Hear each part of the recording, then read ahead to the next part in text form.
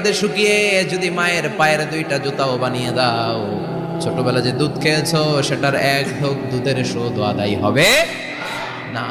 এজন্য মা যে কি কষ্ট করে। এখানে বেশিরভাগই আমরা নর্মাল প্রসেসে পৃথিবীতে এসেছি, তাই না? সিজারিয়ান বেবি খুব কম, থাকলে এক দুইটা।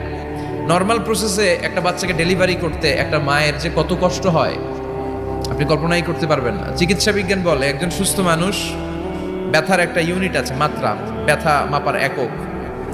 ৪৫ ইউনিট পেইন বা ব্যথা একজন মানুষ সহ্য করতে পারে। ব্যথার তীব্রতা বা মাত্রা যদি ৪৫ ইউনিটের বেশি হয়, যদি ছাড়িয়ে যায়, হয় লোকটা বেহুশ হবে, নয় মরে যাবে।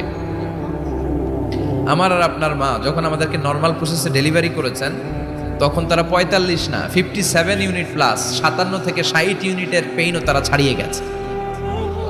৫৭ ইউনিটেরও বেশি ব্যথা তারা সহ্য করেছে, যেটা কোনো অ্যাক্সিডেন্টে আপনার দেহের ২০৬টা হাড়